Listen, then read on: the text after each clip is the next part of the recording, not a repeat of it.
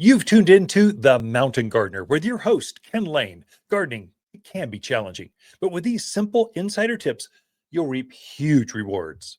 Now, let's tune into today's Mountain Gardener with Ken and Lisa. And welcome to this week's edition of The Mountain Gardener. Your host, Ken Lain, here every week talking about the landscapes of northern Arizona. And what a week we've had. I got to tell you, I was measuring the weather gauge on top of my house, and we've had over 2 inches of rain this month. So November can be a wet month. In fact, it's one of the few months where I've actually been snowmobiling through town on Thanksgiving weekend. Yes, that was back in the 80s or whatever. It's been a lot of years, but it happens. When it hits, it has a lot. And when it doesn't, it goes dry. What this does for us, moisture, the cool weather. I was just planting a flamingo box elder. This is a beautiful white tree. A box elder is a native tree that grows wild here. This is a new variety that's got white foliage with pink highlights. It's quite striking. And the fall color is amazing reds and oranges. So wanted one in the yard, help it plant it. The shovel went into the soil like butter. Oh my goodness. It was so good. It was actually moist. It was easy digging. It went in, and what normally would take a jackhammer and hours took, 30 minutes, 40 minutes. It was so nice. That's the beauty of planting now. Plants love coolness during the day. There's some warmth left in the soil from this past summer and early fall. And so the roots, they literally start rooting out. They'll send off 6 to 12 inches of roots between now and the end of the year. They'll take a little break in January and then just ignite with new growth, new root growth, and followed by top growth starting sometime after Valentine's. So it's such a good time to plant right now, especially your bigger things, bigger spruce, bigger fir. If you want a new row of Arizona cypress, Deodar cedars, blocking junipers, ground covers for where that water was washing away your riprap. That's the rock that they stack up on top of each other. The common name for riprap is ankle buster, but it's good at holding soil back. But a plant will do it way better. And so it's a good time to plant those creeping or spreading junipers and cotoneasters, euonymus.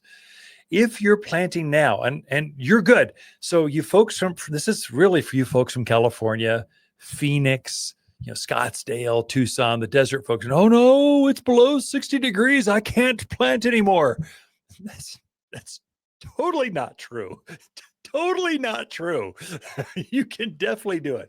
It's the best time to be planting bigger things, evergreen things. It is absolutely ideal. A new, for this box elder flamingo, it's a deciduous tree. That is, it loses its leaves. In fact, it didn't have any leaves when we planted it, but we don't care. We're after the root growth, which sets the stage for next spring's top growth. And so if you're planting now, make sure you're doing all the stuff right. Don't take any shortcuts. Pull all the rocks out of the soil. Amend some mulch in with the soil. Keep it from compacting. Keep it from turning to clay again. So help it out. Water it in deeply. I mean, right down through all the soil bands. Even if the soil is moist already, water it some more. Really hydrate the root ball and the surrounding soil. Overkill. And then hold off on watering more. And here's the reason why, because you can overwater right now. The soil doesn't dry out, which is why the plants like it so much. It just stays moist. They put those roots out. They just start searching around for the surrounding soil. But you can't let it go and ignore it if you're planting now. You can't just go indoors for 3 months, bake cookies, pass out presents, celebrate the new year, come back, and next spring it'll be alive. You must water at least 2 times a month. If you're doing that, you are going to have great success. But Ken, my landscaper turned off my irrigation. Well, that's okay. You know what your grandparents did before we had computers and drip systems? They took the hose out and they watered things, or they put watering cans, one in each hand. They just walked the water out and just watered it by hand. So there's other ways to get water to things. It doesn't have to rely just on your drip system. So make sure you're watering. I mean, I highly encourage planting out. They're such great success, especially if you've got a big screen, windbreak, privacy. You want to block off those headlights coming into your living room. Now is the absolute prime time because you're getting the roots, and you'll get more growth next spring if you do that. You'll get twice the plant than if you were to wait.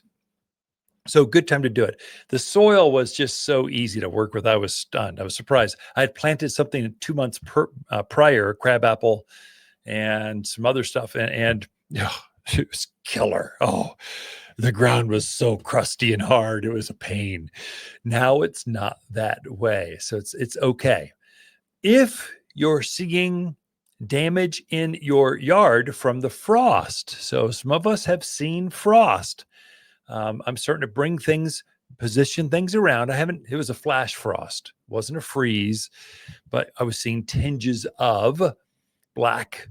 Looks like someone took a Bic lighter to the end of the foliage. That's frost damage, especially on tropical plants. So your summer plants, I just can't believe I have tomatoes left. That's crazy. And they're not growing.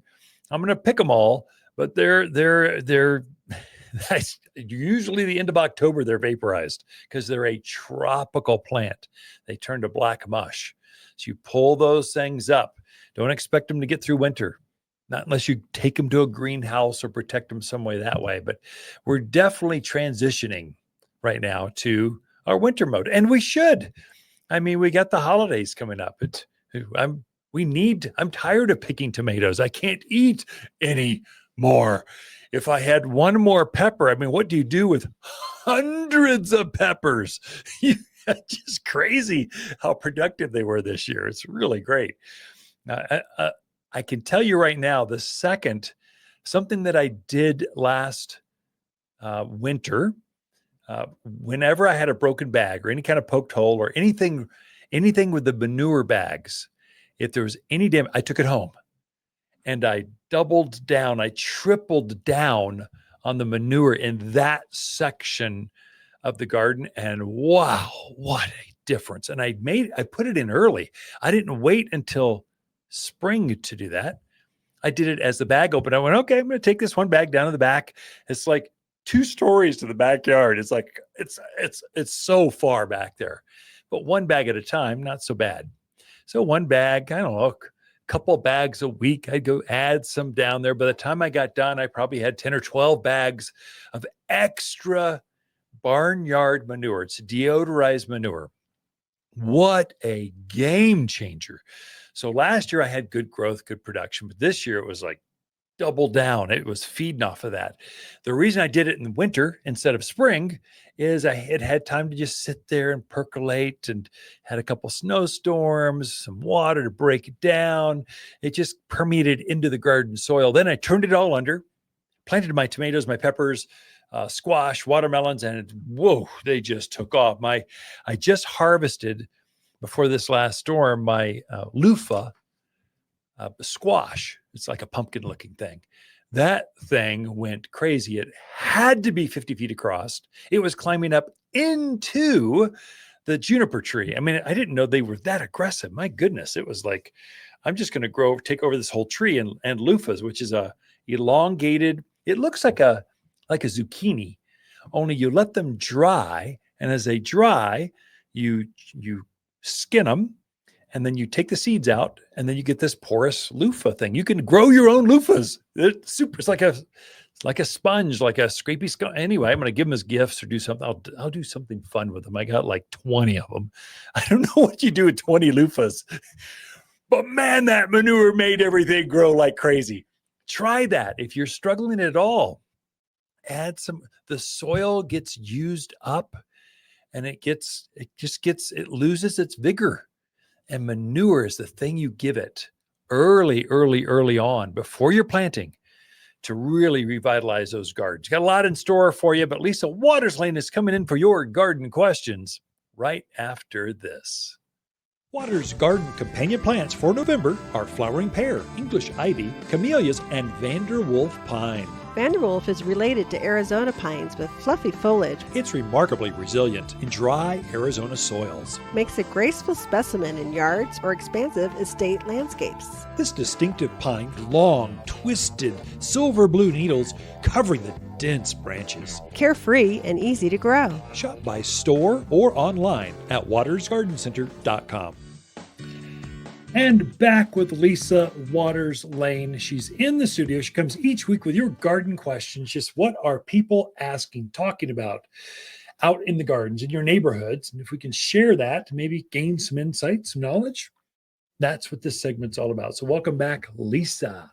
Thank you. My favorite gal. You're enjoying those. We're going off, I guess, to enjoy those grandkids, Thanksgiving, the holidays, the turkeys, the hams, the yams, the broccoli casserole at the Watters house. There's an old family recipe that just every gathering is board games It's required. Loud board games and broccoli casserole. Yeah. No, I'm excited. I haven't seen some of the grands in quite a while, so this will be fun to get to go see them. So what do your grandkids call you? They call me Yaya. Yaya. And why do they call you Yaya? Is that a family name or?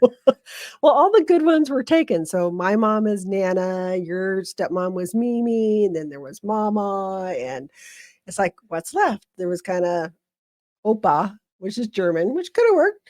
Yeah. Or Oma. And maybe it's Oma. And then That shows you how Yaya. German we are. None. That Irish gene coming through. Yeah. So we just kind of went with Yaya. It's more Greek. Yeah. And I'm sure I'm not saying it correctly. I'm Yeah. sure if a Greek person All would of our hear Greek it, friends, we apologize. But we adopted the name for us, and that's how it goes. I know. It's Greek with an Irish twist. If I could go back, I would go Gigi. Oh, But I can't go back. I mean, our oldest grandchild's 12. There's no going back at this point. So Yaya works. They all use it. So you know what I find? It's easy for very young first vocabularies. Yeah, it's so easy for kids to get. It's like it just like kind of Papa, Mama, yeah. just kind of comes. And then they call me the great and powerful Ya. Great Ya. Yeah. We won't go down that path or that probably isn't as good over the airwaves as Probably not. But I like it. So the holidays are great with the Lanes and Loud kind of go together. We love getting together. We love each other. We love hanging out with each other, and not just on our cell phones. We actually like playing games and swimming and activity and ice skating and going hiking around. And we love being with each other and being loud. Yes, it should be a lot of fun. I'm excited. Lots of fun. Yeah. Garden questions. Do we have anything going on that's super interesting and challenging? That'd be great. Well, I do. Okay, here's a challenging one for you. These are always this nature is weird kind of thing. Oh, Lauren lives out in Chino. They have 3 deodar cedars that they've had in the ground just over 2 years. Yeah. 2 look fabulous. They're beautiful. Yeah. One of them, half of this one side of the tree is browning out. Gotcha. Needles are crispy. They're falling off. Yeah. The other half, if you looked at it from one side, it's beautiful. Hopefully it's a side you get from the side patio or from the back deck or whatever. Right. But wants to know, what do you think's causing that? Yeah. Is there any hope for it coming back from That's that? Good. So you'll find plants often are stress on one side. This is not just Deodar cedar. It's just plants in general. Stress on one side, healthy on the other. That is directly a root issue. So something's going on in the soil that's causing that to happen. And the roots on that side can't feed that side of the plant as well as the other side that looks so good. Mm-hmm. So what causes that? Well, bugs, for one, grubs, gophers. So pocket gophers can eat some roots on it. Anything that's affecting eating, structurally changing the roots of that plant where it can't feed that part of the plant as well can cause it. So number one thing I'd look at is grubs. Yeah. There's a little white worm that gets in there, and you dig a test hole around the side. If you see one little white worm, that's it.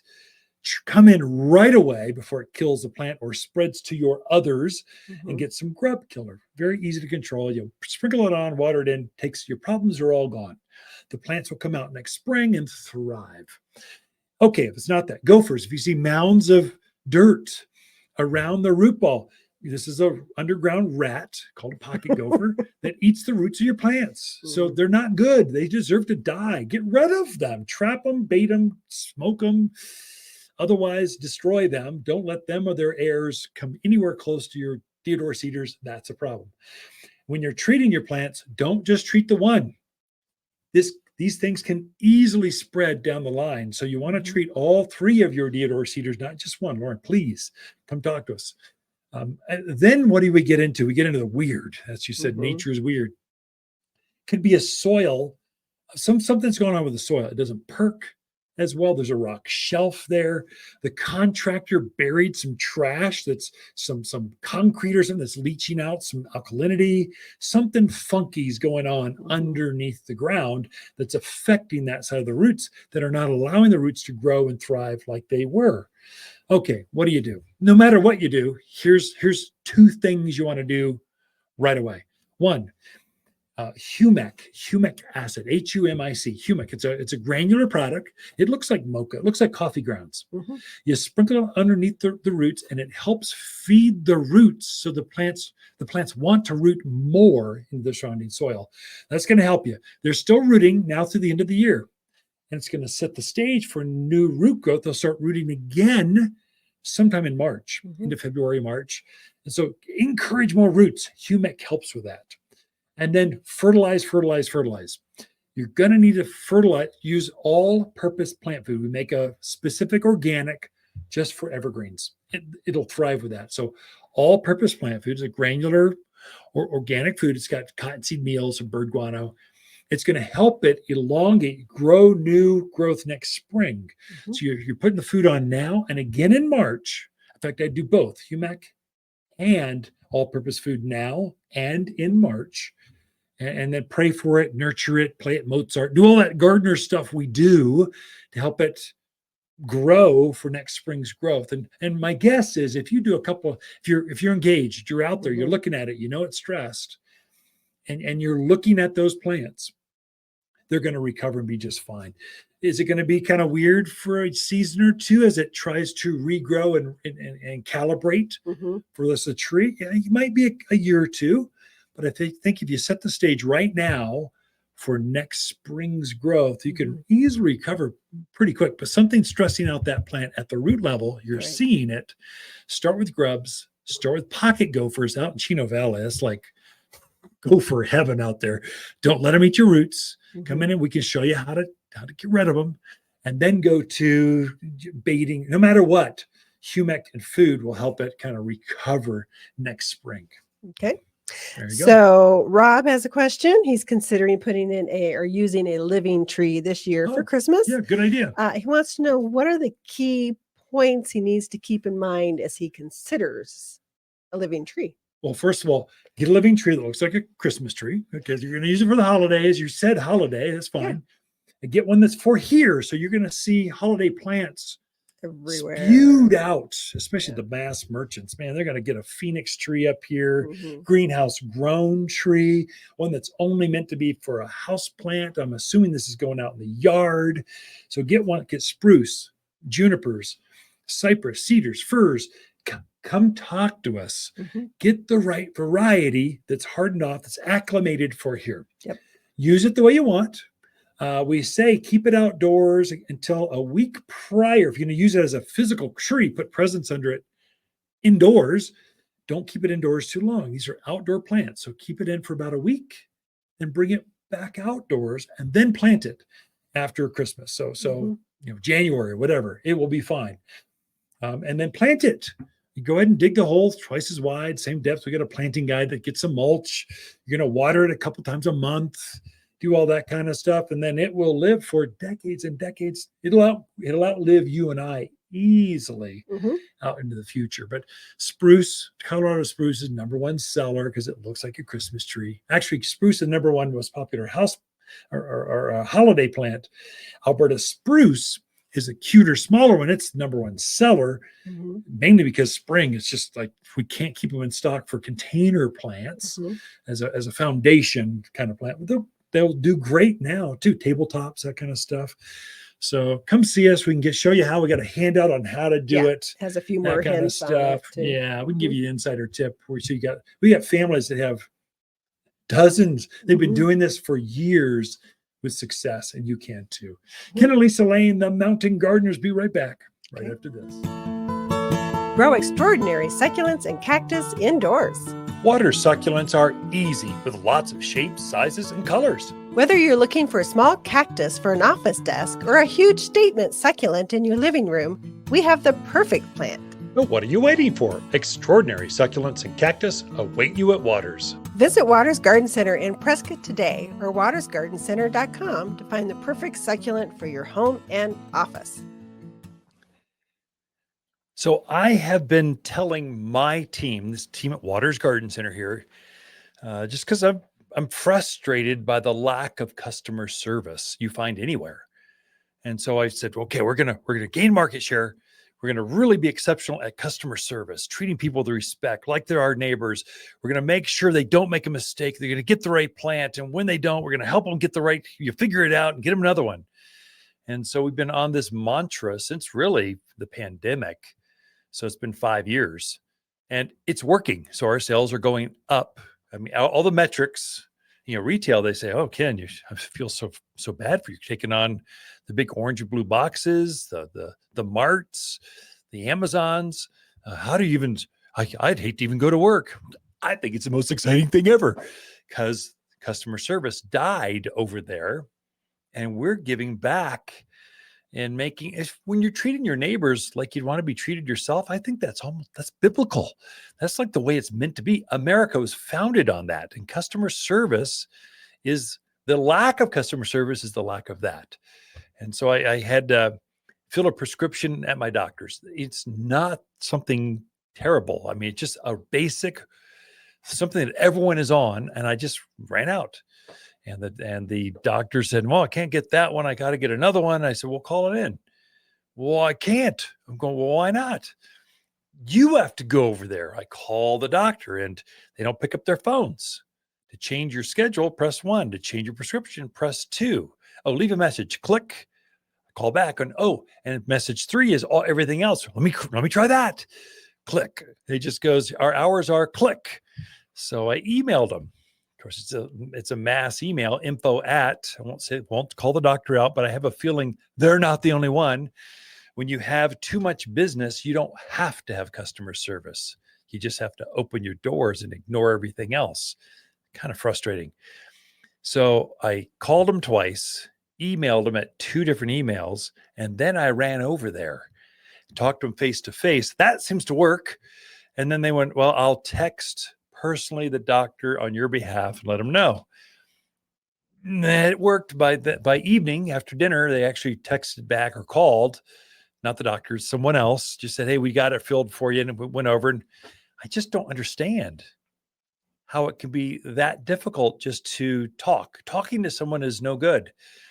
Let me tell you my Verizon story. Verizon, I've been with them for 20 years.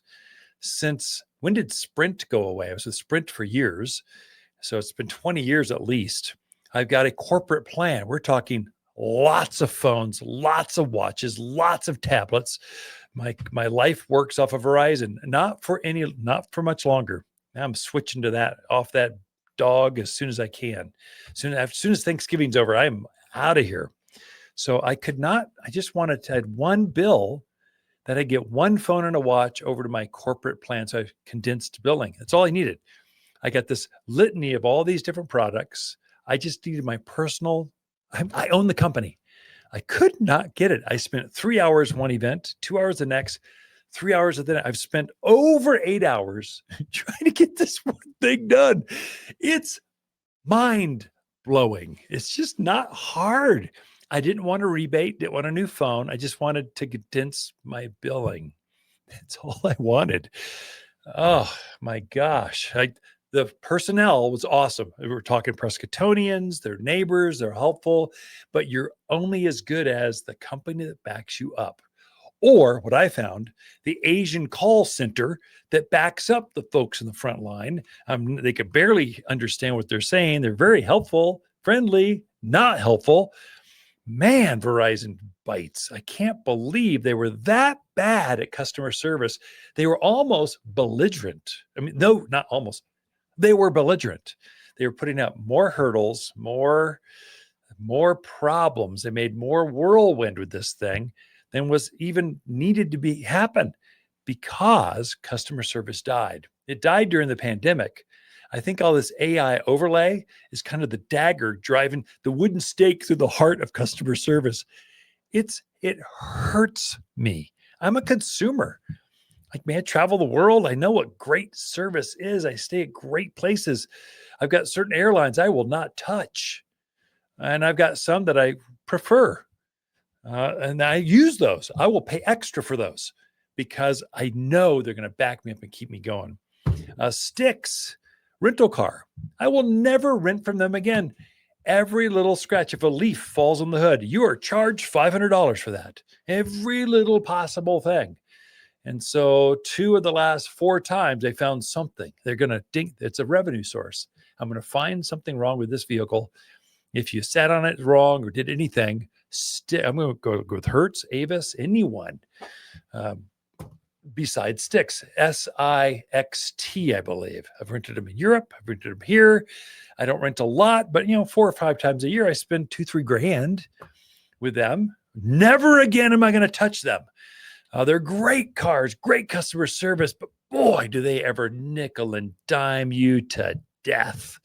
So they lead you in with a good price and then they jack it up on you. Oh, Sticks, Verizon, stay away from. I'm jumping ship with Verizon. That's a $10,000.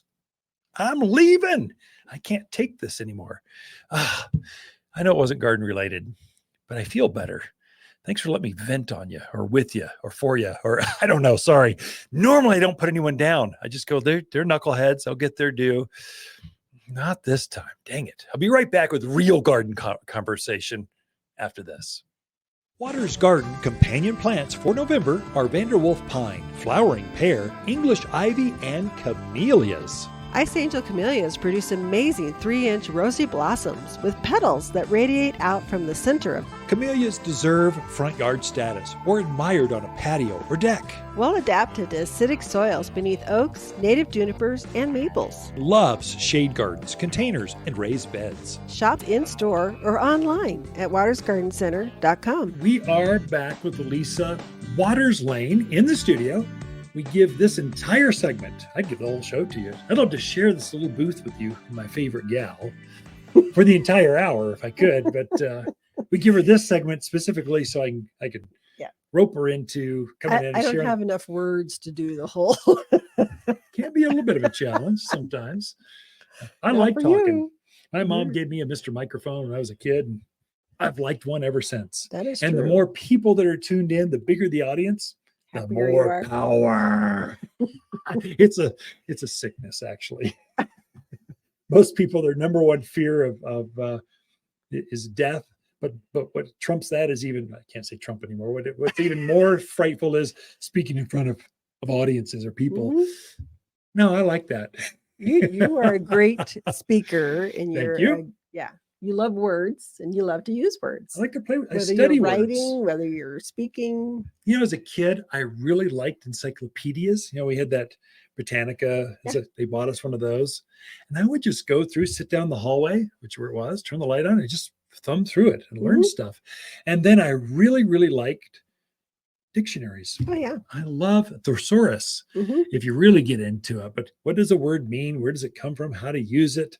I still get an app that tells me a word a day, which is a freaky new word. And where it came from is from the Middle Ages, from 1642. It came from the French, Latin, or Greek, whatever.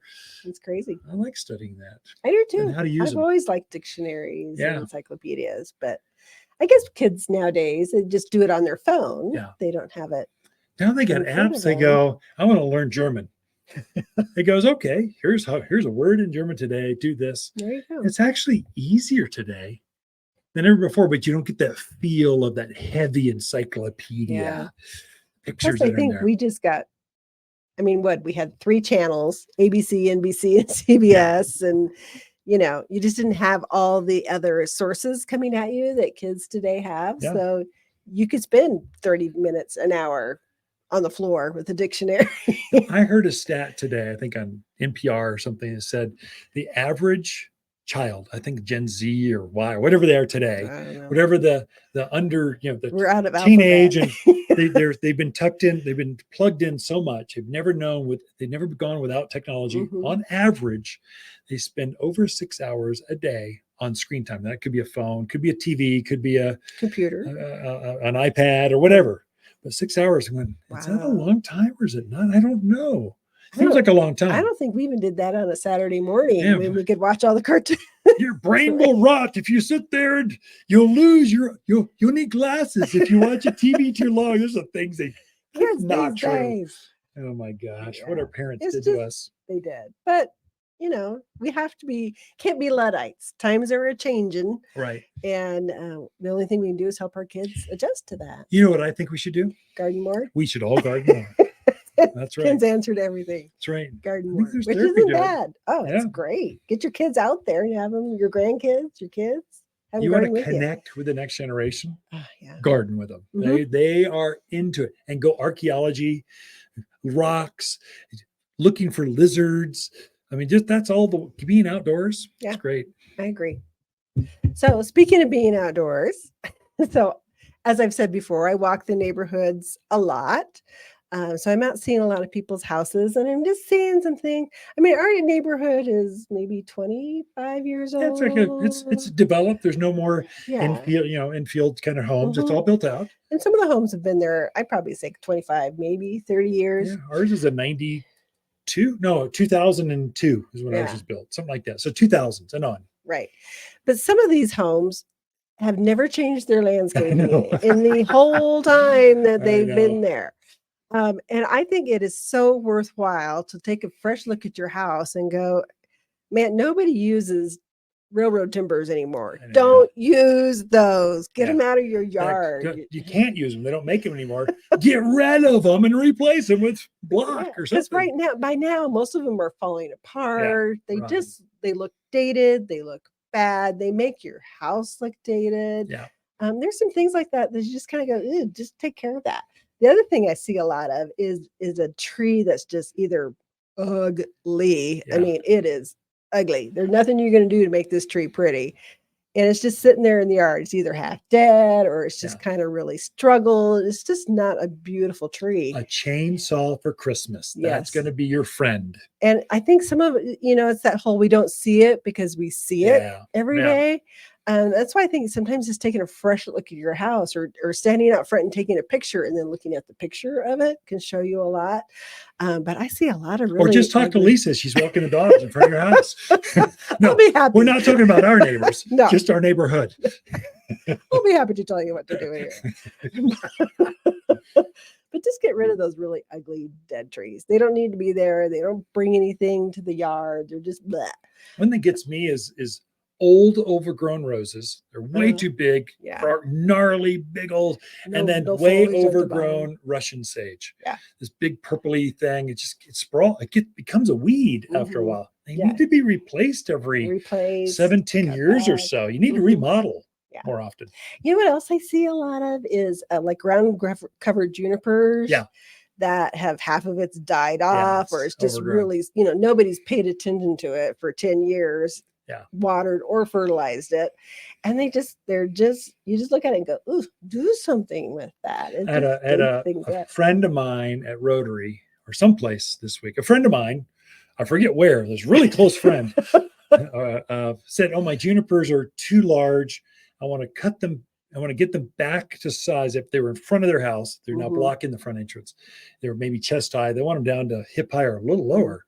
Can I do that? I went, I don't think so, but because once you cut them back that much, they get real woody and twiggy, and you can see the inside, and they just look butchered. Yeah. And juniper, they don't recover at that point. Really, you need to start over and put a new set, get another 20 years. I think they had said they'd been in for 20 years. anyway, yeah. Definitely time to start over sometimes. The other thing I see a lot of, especially right now, is just weeds still in the yard. I mean, now is a great time to take care of them, whether you yank them out, just get them under control. Also put in some weed and grass stopper. Yeah. Get that down Good so that advice. prevents the seeds from germinating. You don't get all that seed growing up. I get it. It's exhausting to get out there in your yard sometime, or you just don't have time. But if you can do things that are preventative, like the weed and grass stopper, that stuff is amazing. If you use it correctly and properly, I mean, we rarely pull weeds out of our yard. Because we're putting it down before the weeds come Mhm. up. So you're putting down weed and grass stopper. I mean, I will pay almost any amount for product if it prevents me from having to work out there. I don't have to hire someone to do it for me. I can do it myself. Mhm. And weed and grass stopper is one of those. It's granular. You spread it out there, and it will get rid of foxtail Mhm. and dandelion. Those are the two big winter weeds. They are starting to come up, or they will be up the next snow Get or some rain snow or rain rain. event. You're going to have those two weeds because they Mhm. love the winter. Yeah. And so they're nasty weeds that you can't just spray now. Now you have to physically pull them to get them out because it's Mhm. winter. Sprays don't work. Right. And so in the summer, that you put it down again right at the rains, it'll keep tumbleweed and horehound and goat head. It's a nasty Mhm. one. Keep them from coming up. You just won't Yeah. have weeds. Yeah. Easy. Save yourself a ton of work, and it just makes your yard look so much nicer. Makes your neighbors happier. We all want Well, that. I don't know about that. It does, because they're not looking at the weeds in your yard. If we're your neighbors, makes us happier. Yes. Our neighbors are very good. We got great neighbors. The other thing I see a lot of, which really dates a yard, is the whiskey barrels. Remember when whiskey barrels, the wood barrels were They're still huge? popular. My goodness, there are some beautiful ceramic pots that you can put in. They take the winters, and they take 10 years off your home. Yeah. And they're just so pretty and colorful out there. I highly recommend doing that. The other thing is ugly garden art. Okay, now we're getting subjective. Here we go. I mean, some people, they put a banner out 10 years ago and it's still there. Yes. It's all faded, half of it's blown away. Or they put out some cute little squirrel out there, and now that squirrel has no face because it's all melting in there with age. Another one is silk flowers are turning blue. That's a definite indication. That brings your house down, and it describes your taste. You got to be careful with that one. So, are you talking about me? Yeah, sorry. Okay, so it's okay now to remodel. That we've offended everybody. Yeah, so it's okay to remodel. I think we need to remodel more often our landscapes to get rid of. You got $1 million house now, right? And you got this ugly looking tree. It's time to redo it. Ken and Lisa Lain, the Mountain Gardeners. Be right back.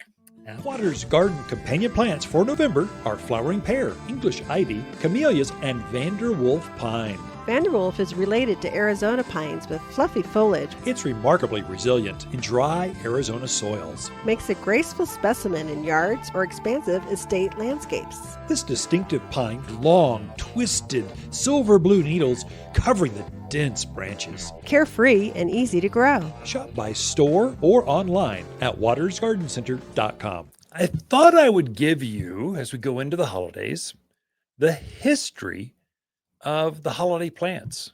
Where did the poinsettia tradition, hollies, ivy, mistletoe, Christmas trees, Christmas cactus, where did all this come from?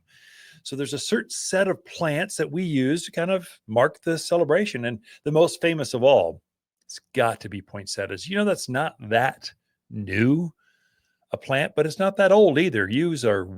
Holly's way older. But poinsettias were found by the very first ambassador from the U.S. to Mexico back in the 1800s, Dr. Joel Roberts Poinsett. He's our ambassador. Saw this. He's also a botanist from South Carolina. He goes down to Mexico representing America, and he finds this plant, a poinsettia.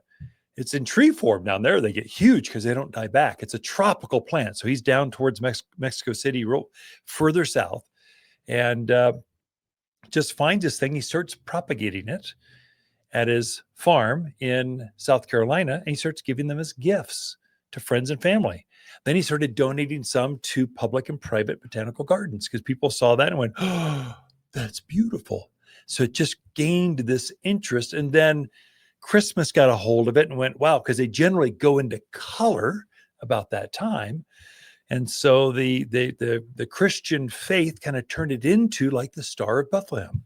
It's got this famous star pattern, red colors, like a beautiful reminder of Christ's shed blood, and the white represents his purity. There's a lot of symbolism involved with poinsettias at the holidays. But Dr. Joel Robert Poinsett, thank you for introducing that plant. Of course, now we have way more than red. We've got whites and pinks. And guys, anytime you see blue, though, that's not real. That's either Instagram changed, AI changed, or they literally will spray paint them with paint. Literally, they're painted blue. They'll take a white poinsettia, spray it blue, and boom, there you go, blue poinsettia. Now, the holly, the Romans and the Greeks, they introduced that one. Romans were big on to goodwill gifts and holly wreaths they would give to friends, family, especially at newlyweds. They give you a wreath of holly. It's a fresh spring foliage. It's got tenacity. It's known as good luck, and it never dies. It's an evergreen. It holds that great foliage right through. And that's why the Romans really took what the Greeks started. And of course, they Romanized it, made it bigger. Mistletoe, kissing under the mistletoe. I mean, that's a holiday tradition. But the Norse are the ones that introduced that one. The mythology of, there was a goddess who used the plant to bring back the memory of her beloved son, who was slain by a weapon crafted by a yew branch. And so who wants to celebrate that? So they evolved eventually over into rebirth and regrowth. And so they started to say that's what it's really all about. So sprig hanging over a baby's bed wards off evil spirits. A young girl who puts one under her pillow, a little sprig under her pillow, inspired to dream about her future husband. Go figure. And then kissing under the mistletoe, that's future happiness, fertility, and quite honestly, who doesn't want more happiness? Let's face it. So that's where mistletoe came from. Yew, that's probably one of the oldest. So it's noted as one of the oldest trees on earth. Now there might be bristlecones. There's a juniper up in California, redwoods. There's a lot of old lived plants, but a yew you can actually wrap your hands around. It's reasonable size. So it's one of the oldest. So the Druids introduced that tradition as everlasting life. They honor it as a sacred plant because of how long it lives. Of course, Europeans, their history, they love it in churchyards because of long life. Plant it once, it's there for many generations. Ivy, on the other hand, it was used as a Christmas plant to ward off evil spirits and bad luck. So it's evergreen, it's got growth all the time. They put it in wreaths quite often with other conifer sprigs because it stays green right through winter. It shows its holiday spirit.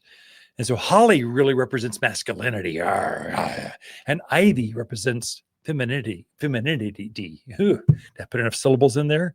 So they've got their representations. And then two others, Christmas trees. Christmas trees, that's probably one of the newer introductions. And so it hasn't always been around. So it's fairly new. So in Germany, the 16th century, German theologian Martin Luther, he actually was heading home from church one night.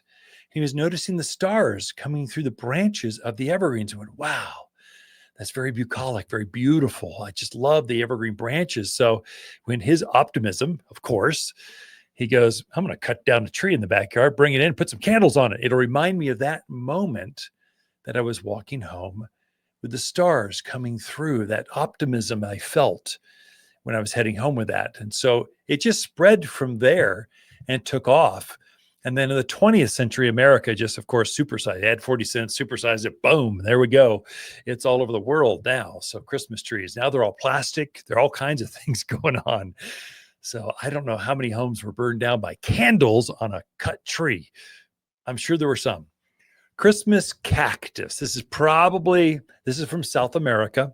I believe it was Brazilian. It's a legend down there. which is where they grow. So Christmas cactus are a tropical plant from South America. A poor boy was living in the jungle, was praying for a sign of Christmas. Please, don't leave me out. Let me have a sign of Christmas. And come Christmas, he didn't hear anything. Didn't hear anything. Didn't hear anything.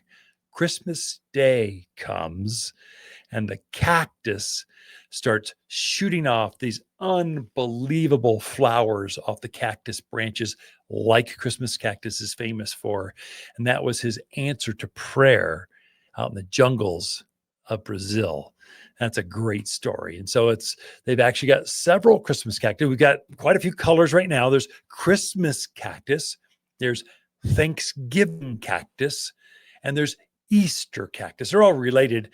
Basically, we time them to bloom at the right holidays, change the colors a little bit, but basically they're all the same plant. So that's the history of Christmas plants. And if you want details, the latest garden article, that's what I went deep on. I did a lot of research.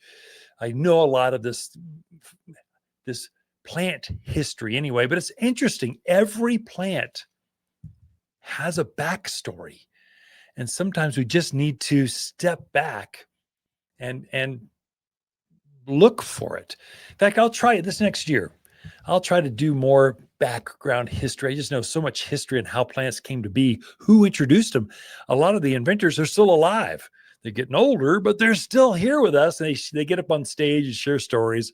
It is a hoot to hear them, how they created this new glow-in-the-dark petunia. I mean, I've talked to the guy. It's an amazing story how they did this. Genetics. It's not natural. It's man-made. And I've been in a dark room where hundreds of them were in the room. It's a white petunia that literally blooms in the dark. I'm going to try to grab a few hundred of them for next spring. I probably can only have them come online. We'll see how I'm trying to secure those now. But we'll try to have these new varieties. And I'll try to share more history of how these plants were created, who named them, how they've come to be, and how they've modified over the years. Fascinating. Plants are just fascinating. It's what I love coming to work every day, doing a radio show an hour-long program every week, even in the winter. I still love it. I just love coming to work and sharing the energy of gardening. It's exciting. Well, we've got to wrap this thing up. We got one more section for you. I've got some detailed tips in that one. Don't go anywhere. Be right back. For luxurious evergreens in the yard, look no further than Watters. We have a luscious selection of evergreens that look their best in winter, so you can enjoy a beautiful landscape no matter the cold. Locally grown for stunning appearance and ability to thrive in cold weather. Perfect for that touch of luxury your neighbors are sure to be jealous of. Luxurious evergreens at Watters Garden Center in Prescott and wattersgardencenter.com. Your one-stop shop for evergreens. Visit us today. So we are coming up on the holidays, and a phenomena happens.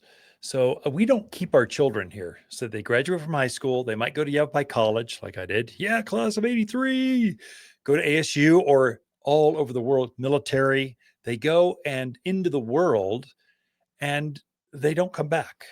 And so it's just a phenomenon. We don't have a way to keep our children here, but their parents are still here. And so at the holidays, mainly going to be Mother's Day and Thanksgiving, Christmas this time, we get phone calls and interactions from all over the globe. I am convinced there are Prescottonians, and I say Prescottonians as far as Yavapai Countyans, Chino Valleyans or Prescott Valleyans, whatever. We're all the same. None of us keep our kids. They all go elsewhere.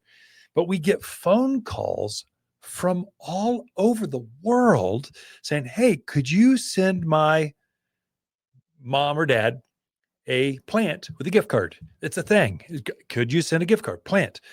And so we've been taking phone calls. We gear up for it. We've got extra bodies on hand just to take these calls. We've set up websites so you can digitize it now. So now you can take that you can email it directly to them.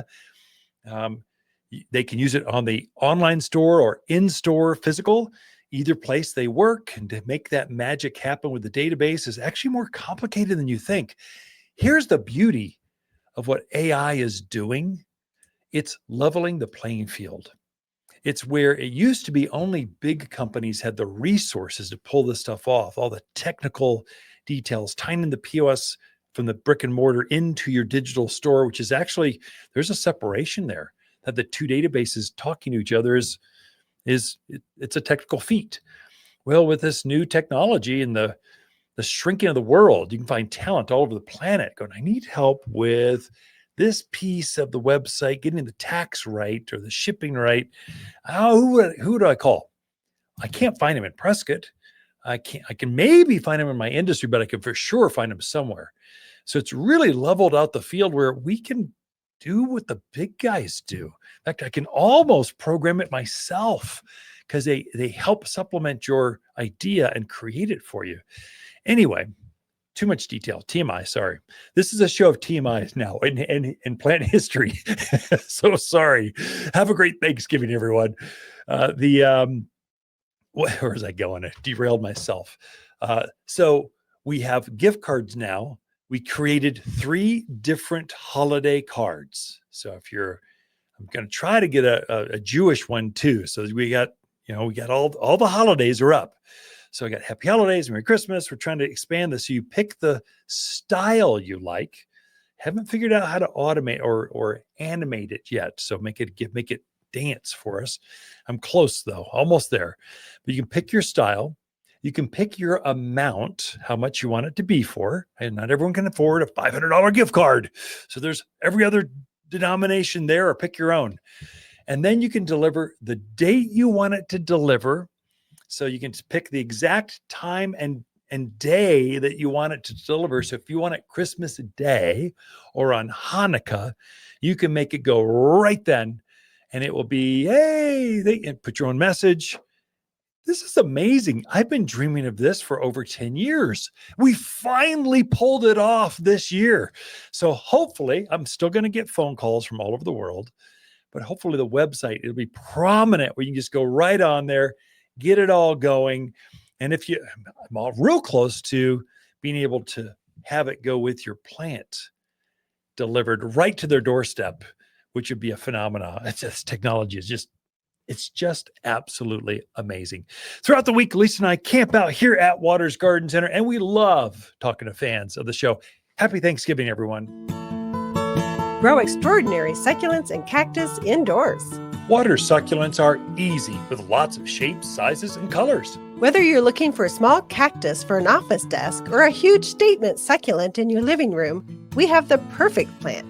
But what are you waiting for? Extraordinary succulents and cactus await you at Watters. Visit Watters Garden Center in Prescott today or wattersgardencenter.com to find the perfect succulent for your home and office.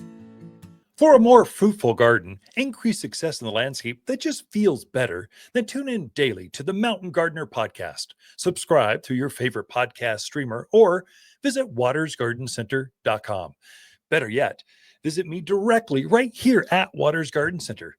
Thanks for tuning in.